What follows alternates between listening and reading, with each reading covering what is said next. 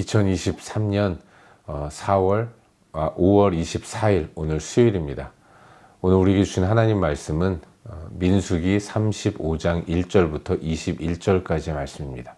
우리 함께 읽도록 하겠습니다. 민수기 35장 1절부터 21절까지 말씀입니다.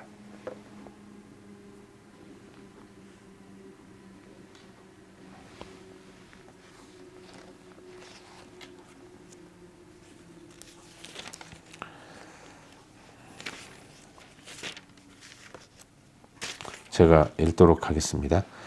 여호와께서 여리고 맞은편 요단강가 모압 평지에서 모세에게 말씀하여 이르시되 이스라엘 자손에게 명령하여 그들이 받은 기업에서 레위인에게 거주할 성읍들을 주게 하고 너희는 또 그 성읍들을 두르고 있는 초장을 레위인들에게 주어서 성읍은 그들의 거처가 되게 하고 초장은 그들의 재산인 가축과 짐승들을 둘 곳이 되게 할 것이라.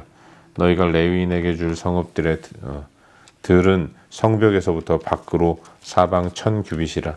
성을 중앙에 두고 성 밖 동쪽으로 2000규빗, 남쪽으로 2000규빗, 서쪽으로 2000규빗, 북쪽으로 2000규빗을 측량할지니 이는 그들의 성읍의 들이며 너희가 레위인들에게 줄 성읍은 살인자들이 피하게 할 도피성으로 6성읍이요 그 외에 42성읍이라. 너희가 레위인에게 모두 48성읍을 주고 그 초장도 함께 주되 너희가 이스라엘 자손의 소유에서 레위인들에게 너희가 성읍을 줄 때 많이 받은 자에게서는 많이 떼어서 주고 적게 받은 자에게서는 적게 떼어 줄 것이라.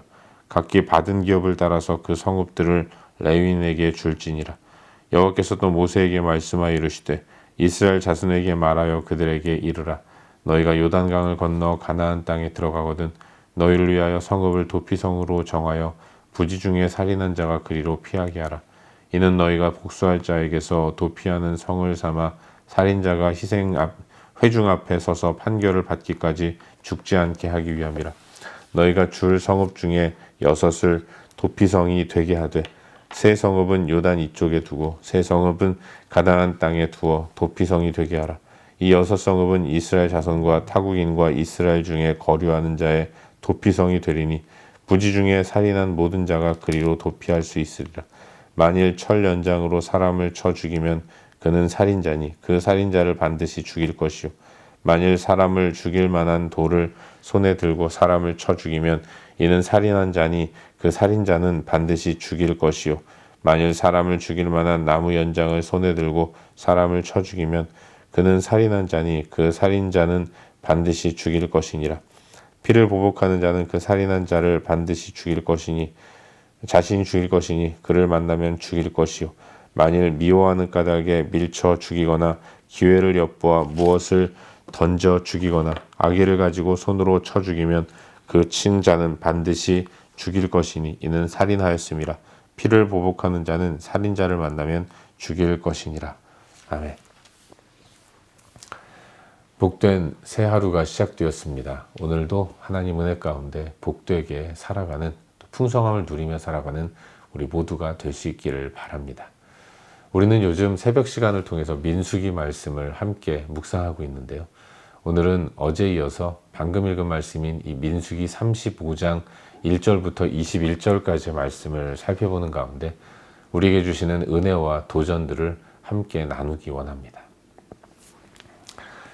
이스라엘은 모압 평지에 도착해서 이제 들어갈 가나안 땅에서 어떤 삶을 살아야 할 것인가를 준비하는 그런 시간을 가졌습니다. 무엇보다도 가나안은 하나님께서 이스라엘 백성들에게 허락한 땅이기 때문에 그들은 하나님께서 허락하신 그 땅을 잘 공정하게 제비 뽑아서 나누고 또 각 지파별로 허락받은 땅에 살아가고 있는 가나안 족속들과 그들이 누리는 문화들을 또 회파하고 몰아내는 그런 전쟁을 치러야 하는 그런 상황이었습니다.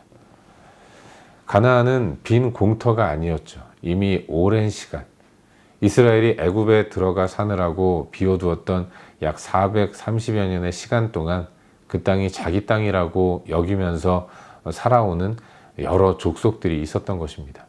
그들을 몰아내야 하는 것이 이스라엘 백성들이 가나안에서 해야 할 일이었고, 사람만 몰아내는 것이 아니라 그들이 긴 세월을 섬기며 또 따랐던 그 우상들 또한 회파하고 무너뜨리는 것도 가나안에 들어가 살게 될 이스라엘 백성들에게 주어진 사명이었습니다.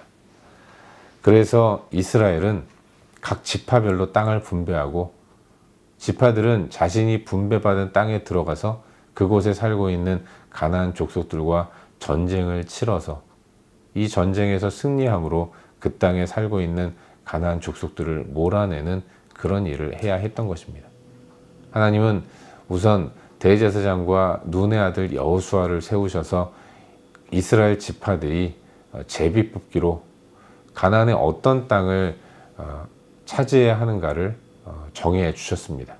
그리고 지파별로 지휘관 한 명씩을 세워서 그들의 인도를 따라서 각 지파의 가문별로 또 인구 수대로 허락받은 땅의 여러 곳들을 나누어서 각 사람에게 분배하는 일을 진행했던 것이죠. 이렇게 12지파의 땅 분배가 끝났고 이제 남은 건 레위 지파였습니다. 레위 지파는 어떻게 해야 하는가? 잘 아시다시피 레위 지파는 여호와의 성막을 섬기고 봉사하고 그리고 제사의 업무를 담당하도록 하나님께서 이스라엘 가운데서 특별히 구별하여 세우신 지파입니다. 하나님은 그들에게 다른 여느 지파들처럼 땅을 분배해 주지 않으셨습니다. 대신에 그들은 여러 지파들 사이로 흩어져 들어가서 그 지파들이 제공해 주는 성읍을 받아서 성읍을 거주지 삼아서 생활하면서 살아가야 했던 것이죠.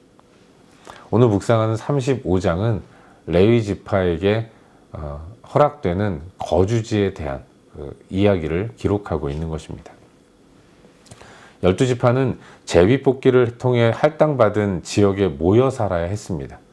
유다 지파는 유다 지파대로, 또 베냐민 지파는 베냐민 지파대로, 르우벤은 또 갓, 므낫세 반 지파, 여러 지파들은 각자 자기 지파들끼리 제비를 뽑아서 할당받은 그 지역에 몰려서 함께 살아야 했는데, 레위 지파는 모든 사람들이 흩어져서 각 지파에게로 들어가 살았습니다. 그리고 지파들은 자기 땅으로 들어온 레위 지파 사람들이 거주할 수 있도록, 그리고 그곳에 거주하면서 하나님 말씀인 율법을 가르쳐주고 또 제사 업무를 돕고 그리고 여러 가지 회막 봉사 일을 할 수 있도록 편의를 제공해 주기 위해서 자기 땅의 일정 지역들을 성읍으로 제공해 주어야 했습니다. 성읍만 제공하는 것이 아니라 레위 지파들이 갖고 있는 가축과 짐승을 부릴 수 있는 목초지도 함께 제공해 주어야 했던 것이죠. 여러분, 다른 여느 지파들은 땅을 분배받아서 그 땅을 기경하고 또 농사를 짓고 땀 흘리면서 그 땅에서 나오는 열매와 과실들을 가지고 생활을 하게 되어 있었지만, 레위 지파는 가축과 또 짐승을 길러서 생활할 수 있도록 하나님이 정해 주셨습니다. 3절에 가축과 짐승이라는 표현이 나오는데, 가축이라는 것은 제사에 사용할 수 있는 정한 짐승, 소, 양, 염소 이런 것들을 이야기하는 것이고, 짐승이라는 것은 제사에 사용할 수 없는 부정한 짐승, 낙타, 나귀, 이런 일할 때나 운반할 때 사용되는 짐승을 의미하는 것이었습니다. 레위 지파는 이와 같은 것들을 가지고 제사의 업무를 잘 감당해야 했던 것입니다. 그래서 그들에게는 목초지도 필요했던 거예요. 사람만 사는 성읍뿐만 아니라 그 사람이 거느리고 있는 짐승들까지도 먹일 수 있는 목초지를 지파들은 자신들 구역으로 들어온 레위인들에게 제공해 주어야 했던 것입니다. 각 지파별로 받은 레위인의 거주지 성읍은 모두 48개였습니다. 대개의 경우는 지파별로 4개씩 성읍을 제공해 주었는데, 하지만 시므온 지파같이 인구가 적은 지파는 1개만 성읍을 제공해 주었어요. 그리고 최대 지파를 할 수 있는 유다 지파 같은 경우는 8개의 성읍을 제공해 주었죠. 3개씩만 제공한 지파들도 있었던 것입니다. 이렇게 전체 이스라엘 백성들이 48개의 성읍을 레위인들에게 할애해 주어서 그들은 그곳에서 거주지를 삼고 생활하도록 하나님이 정해 주신 것입니다. 또한 다른 지파들이 레위인들을 위해서 자기들이 분배받은 땅의 일부분을 거주지로 제공해 주는 것처럼 레위 지파도 다른 지파들로부터 받은 성읍 가운데서 6개의 성읍을 도피성으로 내놓아야 했습니다. 도피성은 의도치 않게 실수로 사람을 죽일 경우 그 죽인 사람이 피해 있을 수 있는 그런 공간이었던 것이죠. 재판을 받기 전까지 복수를 당하지 않도록 만들어진 피난처, 그것이 도피성이었습니다. 실수로 사람을 죽였을 경우 죽은 사람의 가족들은 분한 마음에 가해자를 찾아가서 복수를 하게 됩니다. 하지만 의도치 않게 사람을 죽인 사람이 복수를 당한다면 복수자는 살해의 의도로 사람을 죽인 것이기 때문에 계속해서 이와 같이 피해 보복이 일어나는 악순환이 끊이지 않게 되는 것입니다. 이럴 경우에 하나님의 공동체 가운데 여러 가지로 안타깝고 또 슬픈 이야기들이 많이 일어날 수 있기 때문에 하나님은 그렇게 실수로 사람을 죽인 사람들은 도피성으로 피해서 그곳에서 공정하게 재판을 받고 그리고 보복을 당하지 않을 수 있는 길을 만들어 주신 것입니다. 그렇게 세워진 도피성이 가나안 땅의 3개 그리고 요단강 건너 동편에 또 3개 모두 6개의 그 도피성이 주어지게 된 것입니다. 도피성은 이 가나안 땅에 3개가 주어져 있는데 남쪽과 또 중부 지역과 북부 지역 그리고 요단 동편에도 남쪽 또 중간 쪽 북쪽에 각각 세워지게 되어서 어느 곳이든 사람을 부지 중에 실수로 죽인 사람은 가장 가까운 도피성으로 피할 수 있도록 하나님이 만들어 주신 것입니다. 대신에 고의적으로 사람을 죽인 경우에는 아무리 그 사람이 도피성으로 피한다 할지라도 도피성에 들어가서 제단불을 붙들고 있다고 하더라도 반드시 끌어내서 죽이도록 고의적인 살인을 한 사람은 결코 살아남지 않을 수 있도록 하나님이 명령하셨습니다. 이 내용을 기록하고 있는 것이 오늘 본문의 말씀이죠. 그리고 오늘도 이 말씀 가운데서 한 가지만 함께 자세히 살펴보는 가운데 우리의 기도 제목으로 삼고 함께 기도하기를 원합니다. 여러분, 오늘 본문 가운데서 마지막 절인 21절 말씀을 함께 읽도록 하겠습니다. 본문 21절입니다. 우리 함께 읽겠습니다. 시작. 아기를 가지고 손으로 쳐 죽이면 그 친자는 반드시 죽일 것이니 이는 살인하였습니다. 피를 보복하는 자는 살인자를 만나면 죽일 것이니라. 아멘. 여러분, 오늘 묵상하는 본문의 내용 가운데에는 도피성에 관한 말씀이 들어 있습니다. 도피성, 고의성도 없고 실수로 사람을 죽인 일, 이런 일이 없어야 하겠지만 살면서 왜 없겠습니까? 종종 일어나는 안타까운 일인 거죠. 어찌됐든 사람이 죽는 것은 대단히 큰 일인 것입니다. 이렇게 의도하진 않았지만 살인이 일어났을 때 그때 공동체는 어떻게 대처해야 하는가를 하나님은 도피성을 세우시면서 말씀해 주고 계신 것입니다. 이스라엘 공동체에는 고엘 제도라는 것이 있었어요. 고엘이라는 것은 대신한다, 갚아준다, 이런 뜻을 갖고 있는 단어인데 하나님께서 땅을 분배해 주실 때에는 그 땅을 그 지파만이 영구적으로 사용할 수 있도록 허락해 주신 것입니다. 그래서 이스라엘은 그 땅을 다른 누군가에게 양도할 수 없었고 또 지파들도 빼앗을 수 없었어요. 하지만 인생을 살아가면서 여러 가지 일들이 일어나게 되는 것이고 의도치 않게 그 땅을 빼앗길 위험에 처하는 사람들도 있게 되는 것입니다. 그때에는 그 사람과 가장 가까운 형제나 친족이 그 사람을 대신해서 그 땅을 갚아주고 셈을 치러주고 그 사람이 그 땅을 잃지 않을 수 있도록 도와주어야 했습니다. 그게 고엘 제도예요. 이것은 비단 땅에만 해당되는 것이 아니라 예를 들면 형제가 자녀를 낳지 못하고 죽어서 대가 끊어질 위험에 처해 있을 때 그때에는 형제가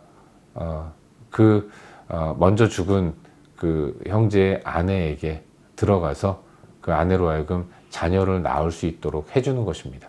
이 또한 고엘 제도의 하나인 것이죠. 그리고 또 하나, 오늘 본문과 함께 해당하는 내용인데, 어떤 사람이 죽임을 당했을 때 그 가장 가까운 형제나 친족이 대신해서 보복을 해줄 수 있는 제도가 또한 고엘 제도였던 것이죠. 이스라엘은 고엘 제도를 가지고 있었던 거예요. 그렇지만 고의성이 전혀 없는 사고로 인해서 사람이 죽었을 때, 갑작스럽게 가해자가 된 사람은 항변의 기회도 없이 보복자들에게 붙잡혀서 죽임을 당하는 일이 생길 수 있는 것입니다. 그러면 보복살해 당한 사람의 친족이 새로운 보복살인을 하게 되는 일이 벌어집니다. 이와 같이 끝나지 않는 복수가 계속된다면 여러분, 그 공동체가 어떻게 되겠습니까? 피로 물들여지는 것 아니겠습니까? 참으로 안타까운 일들이 계속 벌어지게 되는 거죠. 그래서 하나님은 레위 지파로 하여금 각 지파들로부터 공급받은 이 성읍 가운데서 모두 6개를 내놓아서 그곳을 도피성으로 삼도록 명령하신 겁니다. 사고로 사람을 죽인 사람들이 도피성으로 들어가서 보복을 피하도록 만드셨고, 제사장이 살아있는 동안은 도피성에 머물면서 보복 살해를 당하지 않을 수 있도록 하나님이 만들어 주신 것입니다. 그곳에서 피해를 당한 사람을 생각하면서 기도하면서 지내도록 하나님이 명령하신 것이죠. 하지만 여러분, 우리 인간이 참 악하지 않습니까? 좋은 것을 나쁜 쪽으로 이용하는 사람들이 인간인 거예요. 악용을 하는 거죠. 이 도피성도 마찬가지입니다. 사람을 죽이고 도피성에 피하면 보복을 당하지 않는다는 이 제도를 악용해서 내가 평소에 미워하고 싫어하는 사람, 언젠가 한번 죽이겠다, 이렇게 생각하는 사람이 있다면 일부러 죽이고 그리고 도피성으로 피하는 일들이 일어날 수 있게 되는 거예요. 하나님은 미리 아시고 처음부터 도피성을 만드시면서 만일 그런 사람들이 있다면, 그렇게 고의적으로 사람을 죽인 사람이 있다면 그가 도피성으로 피해도 결코 그를 살려두지 말라고, 반드시 죽이라고 하나님께서 말씀하신 것입니다. 사랑하는 여러분, 우리 이 도피성 제도를 마련하신 하나님의 마음을 깊이 한번 묵상해 볼 필요가 있습니다. 그리고 오늘을 사는 우리들의 삶을 다시 한번 돌아봐야 한다고 믿어요.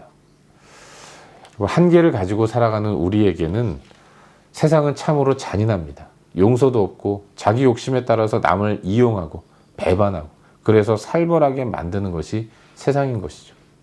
또한 우리는 연약해서 날마다 죄 가운데 먹고 마시는 삶을 살아갈 수밖에 없는 존재인 것입니다. 그래서 우리에게는 필연적으로 영원한 죽음의 길로 나아갈 수밖에 없는 거예요. 그런 우리에게 하나님은 예수 그리스도를 허락해 주셨는데, 바로 그 예수 그리스도가 우리의 도피성이 되어 주셨습니다. 예수라는 도피성에 피할 때 무섭고 두려운 세상 가운데서 안식과 평안을 얻을 수 있도록 하나님 우리에게 풍성한 은혜를 베풀어 주신 것입니다. 연약한 우리에게 도피성이 되어주시는 은혜의 예수 그리스도, 우리가 온전히 그분을 붙들고 나아가야 한다는 것을 잊지 말아야 하는 것입니다. 예수는 우리의 피난처 되시는 유일한 희망이고 소망이라는 것을 잊지 말아야 하는 거예요. 여러분, 이 도피성은 북쪽과 남쪽 그리고 중앙에 있었습니다.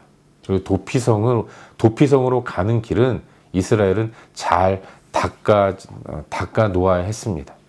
길을 잃지 않고, 그래서 늦지 않게 도피성으로 들어갈 수 있도록 다른 어떤 길보다도 도피성으로 향하는 길은 잘 닦아 놓아야 했던 것이죠. 레위인들은 세심하게 도피성으로 가는 길을 잘 닦아 놓는 일을 해야 했던 것입니다. 그것이 바로 자기 백성을 향하신 하나님의 사랑의 배려라는 것을 묵상하게 되는 거예요. 오늘 우리 시대의 도피성인 예수 그리스도는 우리 가까운 데에 계십니다.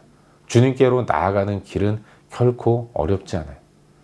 어려움을 당할 때, 또 마음 가운데 힘들고 괴롭고 고단하고 그럴 때 우리의 참된 피난처 되시는, 도피성 되시는 예수 그리스도께로 한달음에 달려가서 주님 품 안에 안기고, 도피성에 들어간 사람이 제사장을 향해서 자신을 항변하면서 모든 아픔과 괴로움과 두려움을 다 토로하는 가운데 평안을 누리는 것처럼 우리 예수님께 나아가서 참된 평안을 누리는 삶을 살아야 할 줄로 믿습니다. 오늘 하루 그렇게 삶의 모든 순간에서 주님 품에 안겨서 주의 보호를 따라 하루를 살아가는 저와 여러분, 우리 모두가 될 수 있기를 주의 이름으로 축원합니다. 기도하겠습니다. 함께 기도할 때 오늘 주신 말씀 붙들고 기도하기로 하는데요. 하나님, 오늘도 도피성이 되어주시는 예수 그리스도를 기억하고 주님을 피난처 삼아 평안을 누리게 하여 주시옵소서. 주께 피하는 하루가 될 수 있도록 은혜를 베풀어 주시옵소서. 말씀 기억하면서 함께 기도하기를 바랍니다. 또한 우리의 중보가 필요한 영역들을 위해서 기도하기로 하는데, 하나님, 우리 주변에 있는 연약한 환우들, 고민하며 또 진로 때문에, 가정의 문제 때문에, 사업의 문제 때문에, 여러 가지 문제로, 신분의 문제로 고민한 자들 기억하시고 은혜를 베풀어 달라고 기도합시다. 또한 선교사님들을 위해서 기도하시고 이 땅을 위해서도 기도하신 이후에 각자 개인적인 기도 제목 가지고 기도하시다가 일상의 삶의 자리로 나아가도록 하겠습니다. 함께 기도합시다.